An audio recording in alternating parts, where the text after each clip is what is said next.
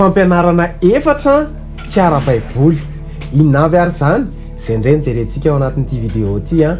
Aza miala ary manasanao anaraka an'izany hatramin'ny farany.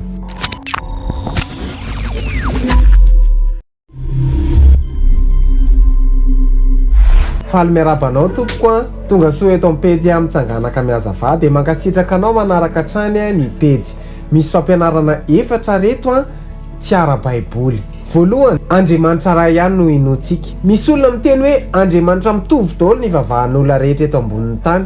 Hoy ny Baiboly, izay mandany zanaka no tsy manana ny ray koa, izay manana ny zanaka no manana ny ray. Ny faharoa, zanak'Andriamanitra daholo tsika. Marina fa zavaboarin'Andriamanitra daholo tsika rehetra, fa tsy zanak'Andriamanitra. Ahoana ary nahafantarana ny olona hoe zanak'Andriamanitra ny olona ray? Fa izay rehetra nandray azy dia nomeny hery ho tonga zanak'Andriamanitra, dia izay mino ny anarany. Anankiroa izany ny hafantarana ny zanak'Andriamanitra.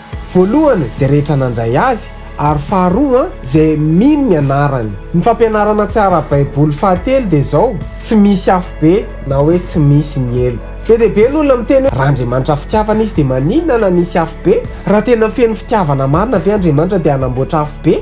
Ny osa, ny tsy mino, ny vetaveta sy ny mpamono olona, ny mpijangajanga sy ny mpanao ody ratsy sy ny mpamono olona sy ny mpanompo sampy ary ny mpandainga rehetra dia anana ny anjarany ao anatin'ny fahariry rehatr'afo sy solofara.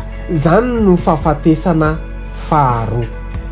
Ny fahefatra, makany am-paradisa daholo ny olona rehetra. Ny tena marina dia izao, tsy makany am-paradisa daholo ny olona rehetra, satria nahoana hoe ianao? Jesosy dia nanambara hoe tsy izay rehetra manao amiko hoe tompoko no hiditra amin'ny fanjakan'ny lanitra, fa izay manao ny sitrapony raiko izay any an-danitra. Misaotra anao nanaraka ny vidéo hatramin'ny farany a. Raha nahafinaritra anao ny vidéo dia aza misalasala, milike sy micommente ary mipartager any amin'ny groupe izay misy anao any a.